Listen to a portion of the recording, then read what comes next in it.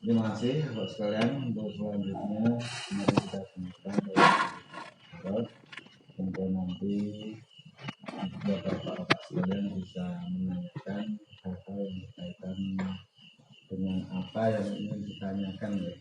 Nanti Pak Ustaz untuk menjawab. Monggo Pak Ustaz. Assalamualaikum warahmatullahi wabarakatuh. Alhamdulillahi rabbil alamin. Wa bihi nasta'inu ala umurina ajma'in. Terus salati wa tamu salami ala sayyidil awwalina wal akhirin. Nabiyyina wa habibina wa habibi ilahil alamin. Wa ala alihi at-tayyibin at-tahirin wa ala ashabihi ghurril mayamin wa man tabi'ahum bi ihsanin ila yaumiddin. Amma ba'd. Kalian santai ya, Bapak-bapak yang hormati. Sambil tidak dilanjutkan. Dilanjut. Ini asbak-asbaknya sih. Asbaknya beberapa menit lagi. Kalau Habib Umar itu selalu membela rokok. Rokok ya, membela rokok dan membela kopi. Dia bilang kalau rumah sakit dibangun khusus untuk penyakit paru-paru. Bapak, kalau rokok itu katanya ancamannya penyakit paru-paru, tapi yang tidak rokok penyakitnya paru-paru. Oleh juga bisa-bisa. Karena itu saya tidak bisa berkomentar tentang ini. Tidak perlu berkomentar karena rokok juga diputuskan sendiri. Saya itu dulunya perokok yang cukup berat gitu. Karena dawuh kiai ya. Jadi saya kalau ngaji itu waktu program khusus saya di kiai itu dari habis maghrib aja. Habis maghrib terus ngadep beliau diajari ilmu macam-macam gitu. Kayak disuntak blokokan gitu. Ilmunya itu. Dan itu temannya adalah kopi secerek berdua gitu sama rokok berapa bungkus. Nanti keluar dari ruang beliau sudah jam 2:30 malam, lalu sholat isya. Subuhnya sudah ketemu lagi. Jadi selama itu beliau mendahului saya ngerokok ya, dahului kiai salah tangan sampai dengan menikah. Nah, menikah setelah itu istri saya. Padahal rokok itu seperti kata tembakau itu di Jawa ini tambaku. Tambaku. Ya tapi itu apa namanya? Memang dulu saya punya alergi udara ya, kalau dingin apa-apa terus flu gitu. Kalau setiap kali sampai batuk berat itu kalau untuk merokok itu apapun mereknya sembuh gitu. Pada saat merokok, apa itu saat flu gitu, saya bilang ke istri ini ada ini no, merokok marah. Kalau ini saya dulu tadi dituruti, ya monggo merokok. Saya nggak begitu nangkep nada suaranya itu. Begitu ngerokok, memang terus sembuh, mampet itu atau sama flu-nya. Tapi istri saya ora gelem cedhaki. Pakai mampu. Masalah baru. Ya kalau tidak menyelesaikan masalah, masalah. Kejadian. Ya udah, saya tidak lebih kasihan. Mengenai hukum rokok yang fatwa rokok yang ditandatangani Pak Din Sabudin itu sifatnya istihadiyah. Kemudian dikiaskan, nantinya Muhammadiyah itu Pak kias setelah rokok haram menurut fatwa Muhammadiyah. Biasanya Muhammadiyah itu pakai majelis tajwid tapi jadi fatwa. Itu lantas dibikin kias untuk rokok elektronik. Elektronik apa elektrik? Elektrik ya. Nah, pakai apa namanya? Disedot untuk kebulir. Nah, itu mana menggunakan kaidah kias aulawi. Kiasnya analogi gitu ya. Karena yang ada istimbatnya istidlalnya itu adalah rokok, lalu rokok elektrik bagaimana gitu. Lantas elektrik itu dikiaskan aulawi. Kias dengan kasus yang lebih berat seperti fala taqul lahum uf. Jangan kali-kali bilang uf atau atau kepada orang tua. Bicara sepatah kata ketus itu tidak boleh ya. Tapi bagaimana kalau ada anak napuk wajah orang tua? Nah, tidak ada larangannya itu dalam Quran itu. Yang dilarang itu muni atau uf gitu. Nah itu pakai kias aulawi. Agak ngucap ya sekelimah atau satu kata uf aja yang ketus itu tidak boleh, apalagi gitu. Apalagi aulawi, kias aulawi. Itu terus jadi ada hukumnya. Rokok elektrik itu lebih haram. Ya, itu fatwa itu, tapi itu sifatnya istihadiyah karena rokok itu belum ada di zaman Nabi SAW. Karena tembakau itu ditemukan ditemukannya benua Amerika tahun abad 15 itu ya, sementara Nabi abad ke-7. Bismillahirrahmanirrahim. Saya ingin sampaikan satu hadis, awalnya satu hadis.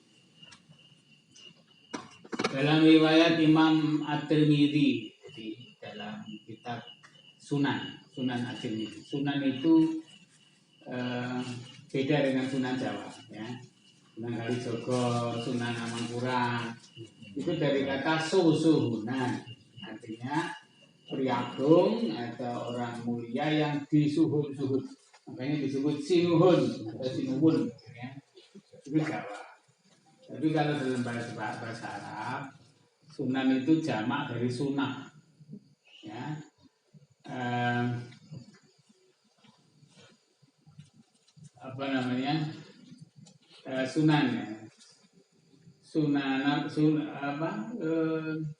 Liya beluakum rokukum wayahtiyakum sunanan ladina min qablikum.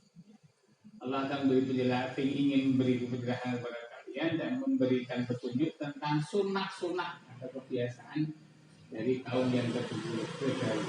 Sunnah itu sama sunnah.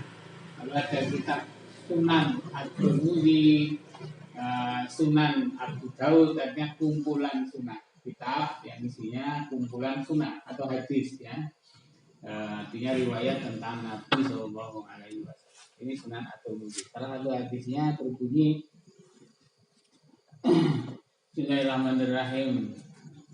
Man asbaha minkum aminan fi sirbihi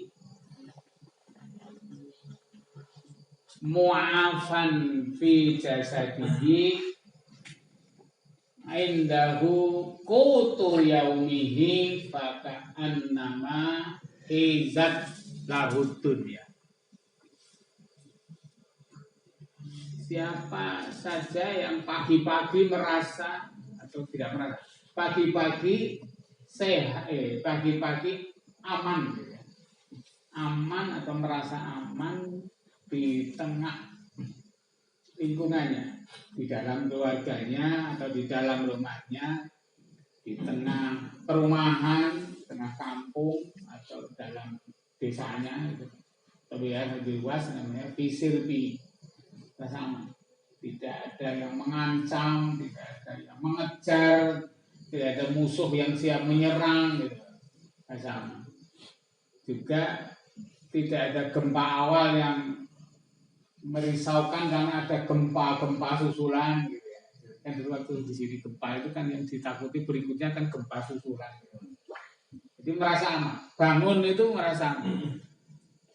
Yang kedua, mu'afan fi jasadi, merasa sehat atau sehat pada badannya, ya sakit-sakit tua atau sakit-sakit istilahnya sekarang itu degeneratif, mungkin ada gula, ada pernah hipertensi, riwayat semacam itu biasa. Jadi ketika bangun itu artinya bisa bangkit dari tidur, lalu duduk sejenak, karena nggak boleh langsung ya, nanti ngaget 10 tahun berikutnya nanti bisa stop. Bangun, duduk dulu setengah menit, lalu berdiri, jinjit-jinjit 8 kali. Tapi sebelum bangun itu baring ke kanan itu setengah menit, ya. Kemudian baru setelah jinjit-jinjit tadi baru ke kamar kecil. Itu kok bisa seperti itu, berarti sehat pada tubuhnya. Lalu yang ketiga, indahu qutu yaumihi, dan padanya ada kecukupan untuk hari itu. Tidak usah bicara seminggu kemudian, sebulan kemudian, hari itu. Kira-kira dina ini sama magang, kamu gitu. Ya. Kata Nabi, faka'an nama haizat lahu dunya, maka seakan-akan dunia berada di tangannya atau dalam genggamannya. Sederhana sekali sebetulnya ya. Kalau bapak-bapak atau kita menjumpai 3 hal yang kelihatannya remeh, kecil, bahkan bagi sebagian besar orang ya itu belum memberi alasan untuk bersyukur, gitu ya. Maka kalau kita merasakan itu dan menganggapnya sebagai memandangnya sebagai anugerah Allah Subhanahu wa taala, maka berarti betul kita ini memiliki rasa bahagia, rasa gembira karena pertama aman, kedua sehat, ketiga cukup. Dan ini harus kita elaborasi atau kita tekankan, karena kalau katakanlah ini dianggap kecil ya, kalau yang kecil saja tidak kita syukuri, maka yang besar bukan hanya tidak bisa kita syukuri, tapi kadang tidak datang gitu. Nah, kata Nabi dalam hadis yang lain, malam yashkuril qalil yashkuril lam yashkuril katsir. Siapa yang tidak bisa mensyukuri yang kecil, maka ia tidak akan mensyukuri yang besar. Mensyukuri yang besar. Kecil-kecil disyukuri dulu. Kan jadi Allah itu la in syakartum la azidan. Kalau disyukuri akan ditambah. Tapi kalau tidak disyukuri, itu bisa dicabut. Kalau sudah dicabut, berganti suasana yang dirasakan sebagai azab. Coba kalau rasa aman dilepaskan dari kita, atau kita dilepaskan dari rasa aman, ya seperti saudara kita ya, kita jangan sekali-kali ikut menyalahkan. Kalau misalnya kemarin ada data tentang apa gitu, kita tidak usah komen dulu. Ini bantu dulu, didoakan dulu, karena sebagian mereka itu adalah orang-orang yang baik, sebagian besar orangnya. Jangan to blame the victim, menyalahkan korban. Kita sebaiknya memandang bahwa Cianjur itu adalah bagian dari bumi Nusantara. Ya, sebagaimana Jogja atau Jawa ini bagian dari Nusantara. Sementara mereka yang terkena bencana dan timbul ketidakberdayaan itu secara komunal, itu adalah bagian dari bangsa kita. Jadi mereka bagian dari kita, kita semua bagian dari bangsa itu. sehingga kita doakan mereka. Doakan mereka sebagaimana anjuran MUI dan Kementerian Agama. Saya kira kita baik jamaah di masjid, apa namanya, ya, di sendiri-sendiri itu mendoakan. Dan kalau mendoakan itu kata Nabi, wong kita juga tidak kenal. Walaupun mungkin ada saudara, famili di sana yang jadi korban ataupun tidak mungkin kita kenal semua korban. Semua korban atau keluarga korban, doakan mereka karena janji Nabi. Doa yang pasti diijabah, ya.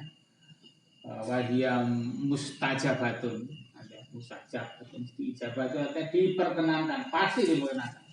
Adalah doa seseorang kepada atau untuk kepentingan saudaranya yang didoakan tidak tahu, gitu ya. Katanya min zuhri ghaibihi, yang didoakan itu tidak tahu bahwa dia didoakan. Yang tahu siapa? Ya kita yang mendoakan. Kalau orang lain yang tidak didoakan itu tahu, tidak apa-apa ketika kita mendoakan di masjid atau kunut sholat jenazah itu kan yang lain tahu, gitu ya. Kata Nabi itu pasti dijawab. Lalu mungkin kita komen gitu. Nek seneng ngono ora kenal didongake tur mesti kabule. Nah kita kata ijabah. Lalu hadis itu ada kelanjutannya yang menarik itu. Ketika ia berdoa, ya Allah, pulihkan kesejahteraan saudara kami, saudara hamba di Cianjur. Hentikan bencana itu, ya Allah. Jadikan mereka orang-orang yang baik, orang yang bertakwa, dan jadikan orang yang menghadapmu, orang yang husnul khatimah, engkau terima dengan senyuman, dan mereka tertawa karena gembira. Pokoknya baik-baik, yang baik-baik. Kemudian malaikat itu akan mendekati kepala orang yang berdoa itu, karena malaikat bisa terbang. Ya, jadi mendekati kepala itu, malaikatnya bilang, amin. Falaka mislu dzalik. Malaikat bilang, amin, semoga Allah mengijabah, dan bagimu yang seumpama dengan yang kamu doakan. Jadi hati-hati kalau mendoakan orang itu juga jangan jelek. Kalau doa jelek itu nanti gini juga, amin. Moga-moga sira ya entuk sing ngono gitu. Moga-moga ketenggel truk kayak mati ya gitu kan. Jangan. Ingat kata Nabi, fa innal malaikata tu'minu ma taqulun. Sebenarnya malaikat itu mengaminkan apa yang kalian katakan, apalagi doakan. Diaminkan malaikat. Aminnya mungkin netral, tapi falaka mislu dzalik gitu loh. Tumrap sira ya apa sing sira pinta gitu. Jadi itu keuntungan kita mendoakan orang lain. Satu adalah pasti dijabah. Kedua, kita juga mendapatkan apa yang kita mintakan bagi orang lain. Ketiga, berpahala dan menjadikan kita suci, gugur dosa-dosa dari kita. Dan berikutnya yang keempat, kita bisa titip kepada kita sendiri, artinya menyelipkan doa untuk kepentingan kita, hajat kita. Kita punya hajat, terumulan mana dia harus pewo ya, anak kulanan harus hubungan, pengen dilamar ke mantu kemudian mantu, kamu kok dana belum cukup, tangdi ya, rasa utang saya pikirannya, itu rezeki sama Allah. Nah karena hajatnya berat, itu kita itu golek jalanan, cari rambatan supaya Allah mempedulikan doa-doa kita. Nah maka kita doakan saudara kita. Dan jangan tunggu saudara kita kena bencana atau musibah untuk didoakan. Bagi siapa ya? Pak Zen, tidak apa-apa. Pak Zen tidak usah diberitahu. Nah, supaya syaratnya dari yang didoakan tidak tahu bintuhri ghaibihi. Nanti setelah mendoakan Pak Zen, kita juga dapat yang kita doakan. Doa kita yang kita mintakan dalam doa kita. Lalu kita susulkan doa atau hajat kita, insya Allah dijabah. Jadi pertama rasa aman dalam keluarga. Ya. Pernah gambarannya begini, kalau rasa aman itu diambil sementara oleh Allah atau karena sebab lain, ya, tentu dengan izin Allah, rasa aman itu hilang dari kita ke keluarga kita, maka kita gelau, kita betul. Syukur-syukur kalau rasa aman dikembalikan lagi. Ada cerita para wali ya, di antaranya ini. Saya suka cerita itu menggambarkan bahwa kesyukuran itu menyebabkan apa? Menyebabkan ditambah nikmatnya, dan ketidaksyukuran menyebabkan nikmat itu. Jadi ada rombongan pesiar pakai kapal pesiar, rupanya raja di negeri itu mengajak sebagian besar rakyatnya itu untuk pesiar dengan kapal yang mewah. Raja kepengen rakyatnya itu bergembira bersama. Wah, naik gitu ya. Naik, kemudian kapal mulai berlayar gitu ya. Mereka senang karena semuanya bersukacita. Tapi ada seorang yang begitu naik, apalagi setelah kapal berlayar mengarungi samudra, gitu, lepas ya, di laut lepas maksudnya. Ya, kemudian kapal berada di tengah air yang kebiru-biruan warnanya. Dari awal sampai titik itu, baginda melihat ada di antara rakyatnya satu orang yang gelisah. Kalau menyaksikan melihat debur ombak, ya, wah gemeter, tulung-tulung, ditenangkan nggak bisa, gitu. Dekor, pokoknya apa namanya, nggak tenang, gelisah, kadang teriak-teriak, gitu. Baginda tidak gembira dengan itu. Nah, beliau bicara, sebetulnya saya ingin semua rakyatku gembira. Tapi ada yang malah kelihatannya tidak gembira, susah, nangis-nangis, gelisah gitu. Kemudian diminta pendapat para penasehat. Agak sulit untuk mencari jawabannya. Sampai ada satu yang bijaksana mengatakan, baginda, menurut saya ini sederhana. Kalau baginda berkenan, saya akan sampaikan solusi. Bagaimana? Baginda suruh 2 atau 3 orang untuk membopong anak muda itu, lalu tubuhnya diceburkan ke laut. Kok enggak malah tambah rusak ya? Enggak, baginda, dituruti saja kan. Ini betul. Coba ini dipenuhi permintaan penasihat, betul. Beberapa orang mendekat anak itu, tambah gerak-gerak, dipegang, apalagi dibopong, tambah teriak-teriak itu. Ampun, jangan takut. Oh enggak, tapi tidak ada ampun, cebur ke laut, biur. Terus tentu gelagapan, hampir tenggelam, gelagapan, berenang ke bisanya, tambah, mau teriak tidak bisa, kebelepek itu. Kadang-kadang lihat siripnya ikan hiu, sampai takut. Nah gitu. Terus bagaimana? Sudah tunggu beberapa saat lagi. Terus setelah itu, setelah mungkin sekitar 10 menit, baginda suruh orang untuk turun ke laut, lalu mengambil anak itu. Lalu setelah itu dibersihkan, dimandikan dengan air segar, kemudian dikasih pakaian, kemudian didudukkan lagi di tempat semula. Betul, diambil, lalu diangkat, dinaikkan kapal, lalu dimandikan, lalu diganti pakaian hangat, gitu, lalu didudukkan. Muda itu tenang, kadang-kadang mesam-mesem, gitu, menyapa sebelahnya. Kok bisa begitu? Iya, begitu. Rahasianya sederhana. Pemuda itu sebelum ini itu tidak menghargai keamanan dan kenyamanan di atas kapal. Ya, dia takut melihat bahaya yang tidak menyentuhnya. Dia tidak mensyukuri namanya begitu. Nah, supaya dia mensyukuri, diceburkan.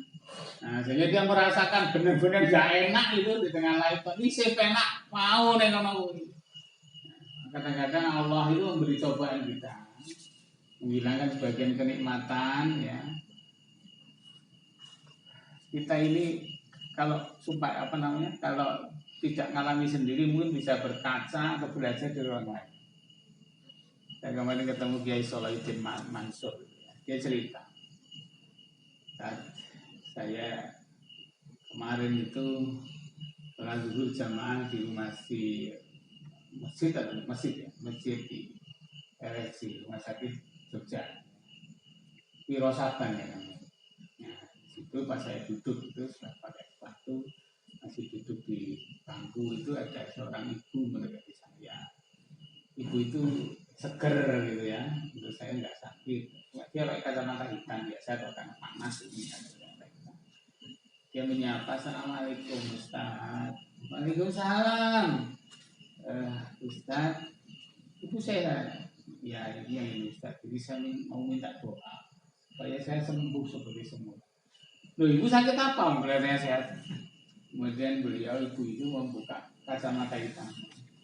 Matanya ini mata bahasa Indonesia ya. Matanya itu terbelalak. Begitu. Bukan berbelalak karena kaget, karena sakit. Itu Ustaz, saya tidak bisa kedap. Bapak-bapak bisa semua kedap. Nah, itu ternyata nikmat besar. Nikmat itu bisa kedap itu. Nah, bisa kedap. Ini menganga terus matanya terbuka terus ya. Karena gangguan apa saraf atau otot begitu ya. Terus dan kalau kedap sekali sakitnya bukan. Saya paling takut itu kalau menjelang tidur itu sakit sekali. Dan hari berhari-hari. Nah, itu baru menghargai selama ini kedap bukan nikmat. Makanya pepatah Arab itu mengatakan begini. Ini pepatah Arab dan bahasa Arabnya. Kan pepatah Arab itu bahasa Indonesia. Bahasa Arab begini. As-sihhatu tajun ala ru'usil ashah wala yarahu ilal mardo. Ya, ini agak paradoksal ya. Lucu kalimatnya. Jadi sehat itu sangat berharga. Saking berharganya orang Arab itu mengumpamakan seperti mahkota. Sehat itu seperti mahkota di atas atau yang bertengger di atas kepala orang yang sehat. Ya. Tetapi orang yang sehat itu tidak bisa melihatnya. Tidak ada yang bisa melihat mahkota itu kecuali orang yang sakit. Biasanya orang sehat itu tidak merasa gak nikmat. Tapi ketika kesehatan itu baru dipinjam oleh Allah, dia sakit baru sehat nak tenang. Ada seorang yang kena musibah, tulang kakinya patah, lalu digip. Gip itu biasa sampai 3 bulan ya. Yang lama sampai 3 bulan. Wah, rasanya arep pengen garuk, gatel banget, kira iso tembus itu enggak bisa nekuk. Suatu hari ya sudah saatnya itu dibuka itu ya, gipnya itu setelah dibuka terus itu pertama kali dalam 3 bulan itu dia bisa bertekuk lutut, nekuk dengkulnya itu rasanya nikmat dan bersyukur. Alhamdulillah. Bapak-bapak pulau kadangnya bisa menekuk lutut itu ternyata nikmat betul. Saya punya staf dulu di pertanian menderita MD. MD itu miastenia gravis. Ya, orang dia kehilangan energi luar biasa. Dan itu semacam penyakit anti imun atau imun apa yang menyebabkan kalau ada protein, ada bahan yang memberi tenaga itu dimakan protein. Sehingga dia itu kalau untuk mandi saja supaya kuat dia harus tidur 4 atau 5 jam. Mengupas apel itu harus tidur. Jadi mengumpulkan tenaganya lama. Termasuk ternyata untuk begini, apa ini ya? Leher kita bisa tegak, ini juga buku besar. Kita tidak kerasa bahwa kita itu berada dalam nikmat yang luar biasa karena orang ini bisanya mau gemeter terus, makanya disebut manusia tetap MD, miastenia gravis. Itu para jamaah. Jadi rasa aman, rasa sehat kalau diambil untuk sementara ya Allah, itu membuat hidup kita tidak nyaman. Jangan sampai ya kita tunggu kehilangan nikmat-nikmat itu walaupun kelihatannya remeh dan sering diabaikan, untuk bisa merasakan dan mensyukuri bahwa itu nikmat.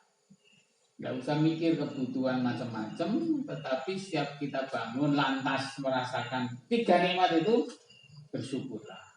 Makanya rata-rata ada Nabi itu sudah memberi contoh, bangun tidur itu langsung baca hamdalah, alhamdulillahilladzi ahyana dan seterusnya. Ya, karena ada yang beberapa kali saya sampaikan hadisnya itu menggunakan kata man asbaha juga. Man asbaha itu artinya siapa yang berbagi-bagi. Tapi berkebalikan, bukannya mensyukuri nikmat itu, nggak kelihatan malah keluar gerundelan atau keluhan, ya, keluhan. Man asbaha hazinan ala dunya, ya, qad asbaha qad sahitan ala Allah. Ya. Siapa yang pagi-pagi itu menggerudel atau mengeluhkan perkara dunia, ya, dunia. Apa bangun mau ke kantor biasanya naik motor hujan, itu gitu, kemarin males aku digawe nek ngantor malah hujan. Ya, kamu kok mantra sing iki ora garing. Karena kemarin waktu sore-sore kehujanan mantra di apa dicopot ora dijereng dan diklumburuke kan bahasa itu. Nah, bangun tidur udah ngeluh. Nah, yang dikeluhi sapa, yang diprotes sapa? Allah yang menurunkan hujan. Hujan barangkali tidak memberi hasil langsung, ya. Tetapi secara sistematis kita berpikir bahwa kalau sampai Allah hentikan hujan, Allah tidak turunkan hujan, maka di bumi di dunia ini, ya, itu tidak akan ada air yang bisa kita minum. Makhluk-makhluk darat, baik hewan maupun tumbuhan, tidak akan ada suplai air tawar. Semua air jadi asin, gitu kan? Walau nasya'u laja'alnahu ujajan. Kalau kami kehendaki, kata Allah di surah Al-Waqiah, kami jadikan seluruh air itu asin. Caranya bagaimana? Rasa hujan. Rasa hujan. Maka semua air yang di pegunungan itu akan mengalir ke bawah, ya. Sungai-sungai itu akan ke kalau tidak sampai ke muara berarti masuk laut, itu dalam perjalanan itu menguap. Ini tidak ada air yang segar, airnya asin semua. Ya. Kita bisa setiap kali kita minum kita ingat hujan, ketika kita kena hujan, hendaknya ya ini walaupun tidak langsung kita minum. Dia melalui mekanisme diserap jadi groundwater atau air tanah dan seterusnya. Itu. Kalau kita pas ngewes gitu ya, tidak lalu ngewes lali nggo ngombe itu gay orang gua orang terus sampai jauh itu melak banget atau banget. Ya ada sama-sama penggowes itu yang melihat kita ini lagi kerosan orang sing diombe. Mas, ada ngunjuk nak? Oh, gini benar. Botol aku kecil itu berikan. Matur nuwun, sangat matur nuwun. Itu akan terkenal itu. Ya. Menggani botol cilik terkenal. Ya. Besok atau minggu depan ketemu lagi, terima kasihnya belum hilang. Kesan baiknya masih untung orang orang mati aku. Terima kasih. Padahal kita ini mendapatkan air dari Allah itu berlimpah, apalagi di Jogja, ya. Ini udah berapa bulan sebelum diresmikan musim kemarau oleh BMKG itu udah hujan kan? Udah hujan. Pas musim kemarau kemarin mulai istilahnya wet summer, musim kemarau basah, gitu kan? Saya bulan apa? Kita sudah hujan setiap hari itu bulan November, ya. Saya lupa. Di sana kok panas. Acara yang menampilkan tarian 10.000 orang itu tidak khawatir ada hujan. Ini nggak khawatir hujan, bubar semua kalau hujan di tempat terbuka itu. di Stadion Kupang itu. Enggak khawatir Pak, ini kita belum musim hujan. Udah jadi tiap hari. Kapan musim hujannya? Desember Pak. Desember hujan, Februari berhenti bro. Jadi hujannya hanya Desember, Januari, 3 bulan. Lah kita kan hampir 6 bulan bahkan lebih tanpa menimbulkan banjir. Yang memang ada yang timbul genangan ya. Di Jogja kan tidak mengenal banjir. Nah makanya Nabi dulu pernah sholat istisqa. Sholat istisqa itu sholat minta hujan. Itu Nabi itu karena mikir umat. Ini umatku harus nyuwun udan, ya kehausan orang-orang dan hewan, ternak, ya tanah-tanah kering dan pohon-pohon meranggas itu gimana mintanya. Padahal Nabi itu istisqanya lebih mudah kalau mau istisqa untuk diri sendiri, lebih mudah ketimbang Nabi Musa. Nabi Musa kan istisqa. Wa idzis tasqa. Ingatlah ketika Musa, wa idzis tasqa Musa liqaumihi. Ingatlah ketika Nabi Musa beristisqa, artinya minta hujan, ya, minta air kepada Allah karena Bani Israel yang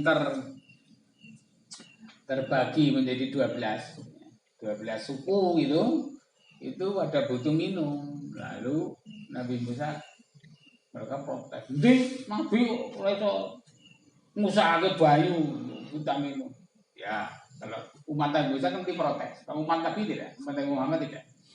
Nah, terus Nabi Musa itu mohon kepada Allah, ya Allah beri kami air atau hujan. Lalu fakul nadrib bi'asokal hajar. Itu kalau baca itu namanya hukum tajwid idgham mutamatsilah. Fakulna idrib, fakulna drib bi'asokal hajar. Itu jangan susah bacanya. Itu langsung menggunakan ba yang kedua ditasdid. Fakulna rib bi'asokal hajar, bukan fakulna drib bi'asokal hajar, bukan. Jadi pakai ba yang kedua dan dalam Quran sudah ditandai dengan tasdid. Ya, maka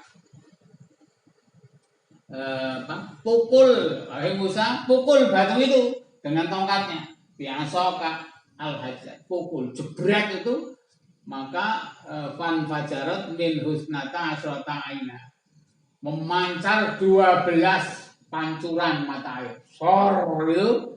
Nah, terus masing-masing kaum itu menurut rombongan atau sukunya sendiri terus berantri di hadapan pancaran itu lalu minum semua.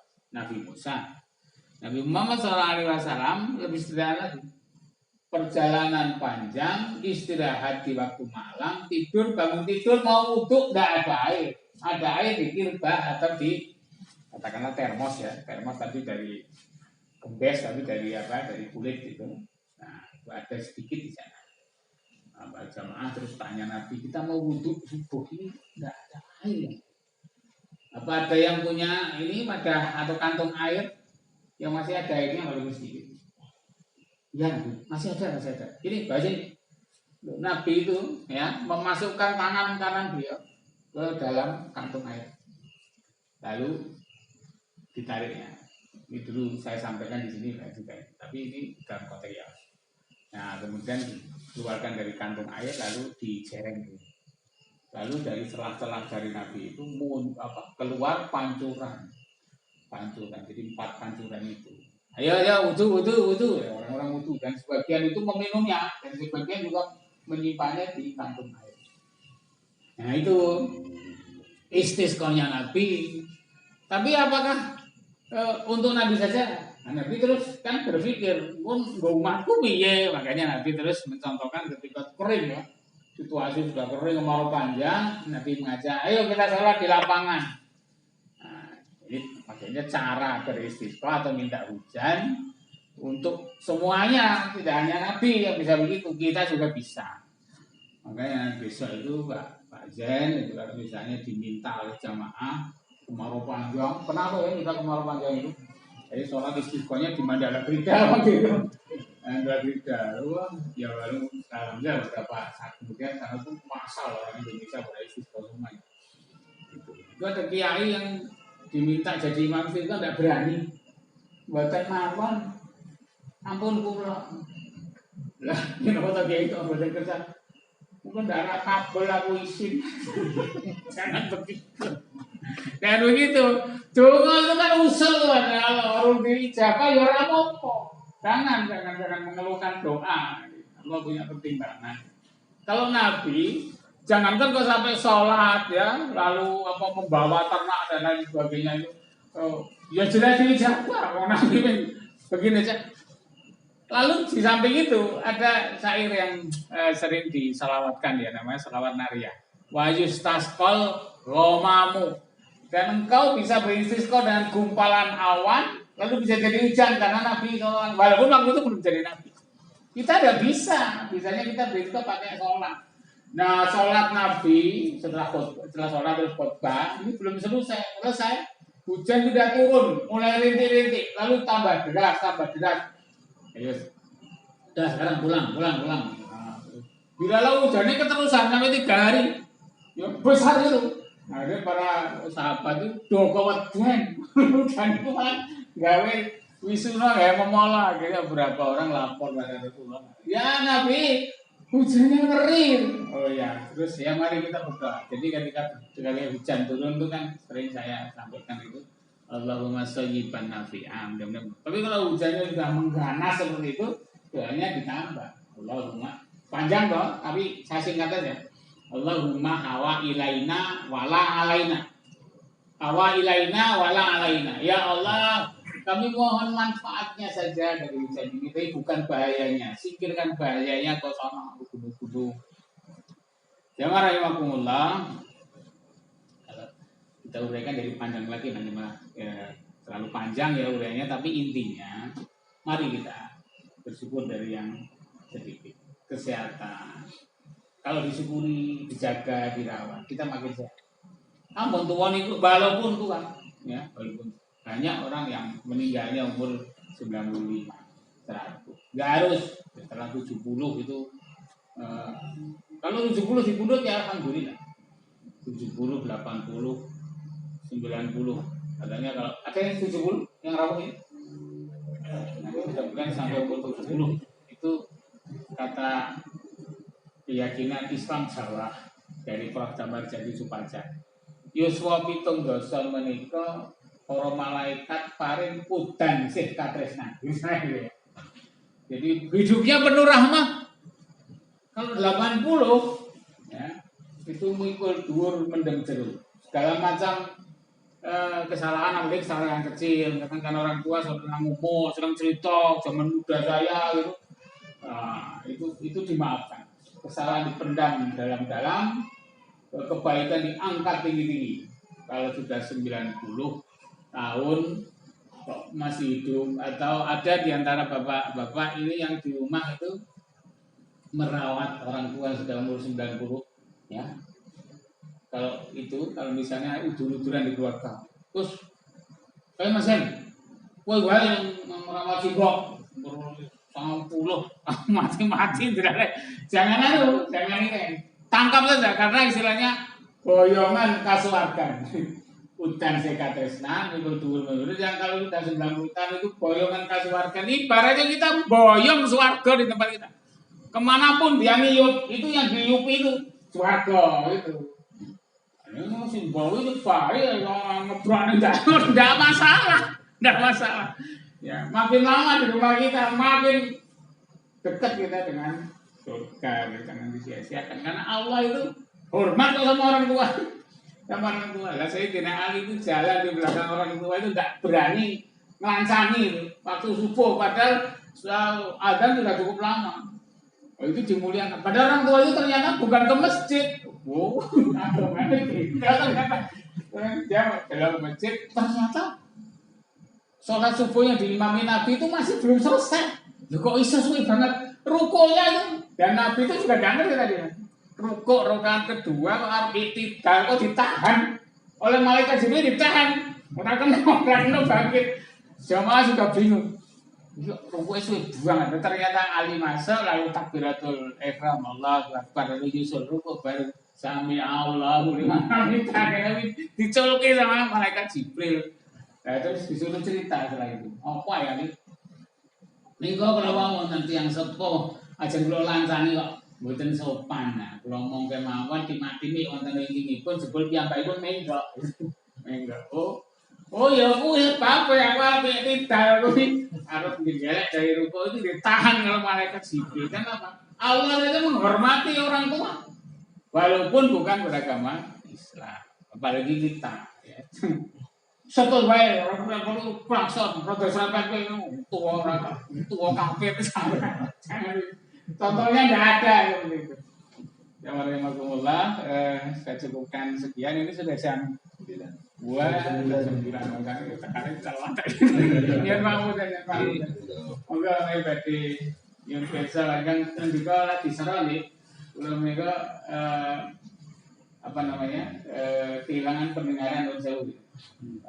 Bukan tidak bersyukur, tapi saya sudah mendengar itu semenjak bayi, ya.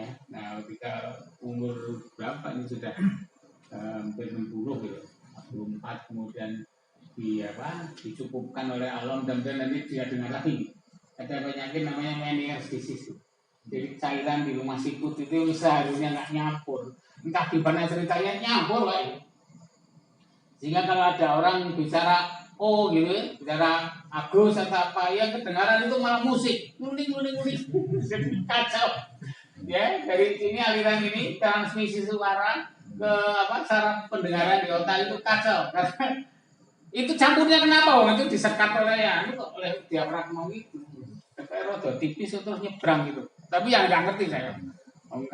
Kadang dokter itu ya nggak ngerti sebabnya terapi atau apa ya nggak ngerti. Ini dikuatkan saja. Jadi beliau bilang, kalau pendengaran saya tidak jamin ya Pak, tapi keseimbangan itu ini. Makanya saya selalu ngelirik tadinya, jadinya saya agak tidak berani berkendaraan sendiri karena itu. Jadi mohon maaf kalau terlambat karena karena nunggu yang nganter, lalu yang nganter itu malah kebetulan. Jadi mau. Monggo Pak, insya Allah. Mau Pak sekalian, kalau mau ada yang menanyakan atau bertanya, dipersilakan. Kalau tidak ada apa-apa kalau ada. Kalau nggak ada, tahun ini di bahasa itu ya Pak. Gimana Pak Jarod? Izin buka Pak. Iya. Jadi tadi kan ada pembahasan tentang mendoakan orang lain yang didoakan itu tidak tahu. Tidak tahu. Tidak usah diberitahu. Dan itu insya Allah terkabul ya. Iya. Dipastikan memang jamin. Iya. Yang Yang saya tanyakan, ketika yang kita doakan itu orang yang agak membenci kita, atau kurang suka dengan kita. Jadi kita mendoakan biar orang itu sadar. Apa itu juga? Oh itu sangat bagus. Orang itu semakin benci kepada kita. Kalau musuhan dengan kita itu didoakan sesuai dengan haknya ya. Karena kalau yang didoakan itu boleh kan mendoakan orang non muslim Pak. Boleh untuk urusan dunia. Tetangga kita Kristiani atau Hindu atau Buddha gerah gitu, maka kita doakan supaya sembuh atau cepat sembuh ya. Kalau kita dokter, misalkan aja yang dokter, itu kalau ada pasien itu kan tidak ditanya agamanya. Dengan konten salitin itu berarti terus salitin mau gambar wongnya berarti nanti Katolik. Enggak. Oh itu. Pak Sami sengkata tidak boleh. Itu kode etik kedokteran nggak membolehkan ya. Sumpah apa namanya diskartos itu ya. Nah agama juga nggak memperbolehkan. Mendoakan jelek itu nggak boleh. Nggak boleh. Doakan baik. Yang buka toko, buka warung, mungkin kalau buat saya lah, res warungnya. Tapi untuk urusan keakhiratan, misalkan mintakan maghfirah, rahmat ya, nggak usah dulu. Untuk kemudian putranya, Pak D lagi ya, sekolah musim pintar, buktinya wong tua, ya sudah dijabat. Oh pulang kembali dari pengusaha yang sukses, sudah. Tenuan loh tangan, jadi saya pernah menengok tetangga itu ya di Gerah, beliau Katolik ya. Saya masuk ruang di rumah sakit itu terus ngawe saya, Pak Jarod, Kula didongake. Boleh kaya ngene. Nggih, Pak. Nggih, kula dongake.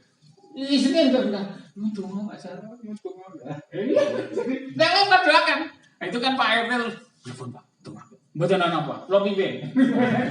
Doa untuk kesembuhan. Enggak masalah, ya. Kalau dia tidak tahu kita doakan, ya termasuk itu berlaku ya diijabah dan kita juga didoakan oleh para masyarakat supaya sehat. Apalagi saudara Muslim yang beda pendapat dengan kita, selalu beda pendapat. Kita mau rukun tapi dia beda pendapat. Orang dia musuh. Jadi nggak cocok dengan apa? Doakan. Dan doa kita yang baik akan menjadikan dia maupun kita menjadi peroleh kebaikan. Jadi macam lalu apa? Buat. Bertanya mengenai infak. Infak itu kalau kita memberikan infak untuk keluarga kita yang sudah meninggal. Yang sudah meninggal. Ya. Itu sebaiknya kita sampaikan secara lisan atau kita batin saja. Jadi kita, Pak ini saya infak untuk ini. Ya. Untuk sisi ini. Kalau cukup kita batin saja. Iya. Kalau hartanya memang milik yang yang bersangkutan. Misalkan ada pesan dulu ketika mau meninggal itu nanti sebagian atas saya kalau cair ya tolong disedekahkan untuk bangun ini untuk musola atau masjid gitu ya. Nah itu perlu dikerahkan. Tetapi kalau tidak berdasarkan pesan atau hartanya tidak berasal dari yang bersangkutan itu tidak perlu dijaharkan ya, diikrarkan di hadapan Allah bisa. Apalagi kalau yang dimaksud adalah orang tua sendiri. Orang tua sendiri itu artinya bapak kita, pak kandung maupun ibu kandung ya. Itu tidak usah diikrarkan sampai ya, tidak perlu misalnya walaupun juga tidak dilarang. Misalnya mereka korban pula mereka atas nama bapak pula almarhum Pak Romo. Tidak diikrarkan penjenengan korban dengan niat untuk diri sendiri dan keluarga, yang istri dan anak-anak. Itu sampai pahalanya ke orang tua. Walaupun tidak diikrarkan, walaupun tidak diniatkan, otomatis. Ya, jadi kalau untuk orang selain orang tua itu diikrarkannya sir saja, tidak harus ini. Kecuali kalau itu wasiat atau pesan, ya pesan. Ibu itu pengen banget sih jenengane umroh atau haji. Saya sudah haji, saya sudah umroh, berangkat lagi. Mengko hajiku insya Allah kagem ibu almarhumah. Itu perlu perlu didakan karena bersumber dari pesannya ibu atau bukan niatnya ibu yang diikrarkan. Itu juga dengan bapak. Nah, tapi walaupun tidak, ya, kita berhaji sampai ibu bapak. Kok saya tidak bilang begitu? Dasarnya hadis itu loh, cerita tentang dua orang suami istri padu. Padu dalam arti sebenarnya ya orang di plaza fisikal papa itu bukan. Bertengkar, ya bertengkar. Akhirnya si lanang pure itu apa? Keluar dari rumah, ya, wes. Bojo siji ora cocok, tak tinggal. Aku lunga jawani-wani lho metu koma. Ora ono lunga-lunga. Duraka dosa ngene. Isi ulangnya emosi gitu. Itu penting gitu ya. Istrinya di rumah, ya, itu enak sudah nanggung bojoku. Tak turuti wae, karep ya kurang metu.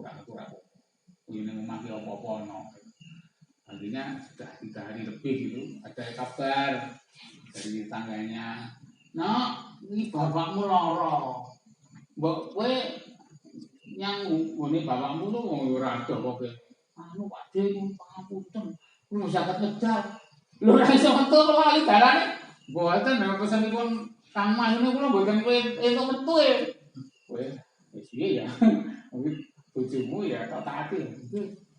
Ini bapakmu ya kan poso ya. Itu sunti kalau tuh nggak ada saya diwati. Bilang berapa hari kemudian meninggal bapaknya.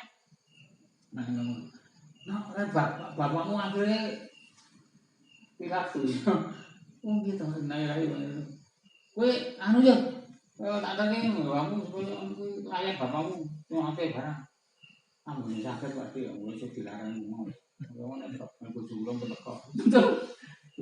Orang ngomong teman bapaknya mati orang munak, padahal nggak jauh. Nah, sampai akhirnya suaminya pulang, kalau pulang ya istrinya, aku mau kampung ya pak, aku iseng bersuara orang banyak orang, aku dan aku sih jalan aku, jadi sebenarnya orang itu orang ngomong taat aku orang dengan, ini ya gue pak, jadi bapakku, aku kerja saksetan nih, aku rawani melanggar pewalonmu, ngono ya, aduh aku sih tahu, aku lapor kanjeng Nabi itu, berdua itu lapor kanjeng Nabi, Nabi ulang pun pelantu memang harus semak ulang anak-anak. Nabi itu berkomentarnya singkat. Berkat ketaatan istrimu kepadamu, itu orang tuanya yang meninggal itu terbebas dari hisab kubur dan hisab akhirat. Padahal dia nggak mengikrarkan, Jadi berarti amal soleh seseorang itu sampai pahalanya walaupun tidak diikrarkan, walaupun tidak diniatkan kepada orang tuanya, bisa nyuwargake wong tua ya dan bebas dari kesana. Itu baik. Jadi boleh diikrarkan, disirkan lebih baik. Ya. Kecuali katakan wasiat seperti haji, membatalkan haji ya, itu juga harus diikrarkan. Aku haji untuk ini, tapi syaratnya haji dulu terus nanti mengajikan yang lain. Mantan malu Pak. Baik sampun, sekat semantan, dengan pangamutan untuk Assalamualaikum warahmatullahi wabarakatuh.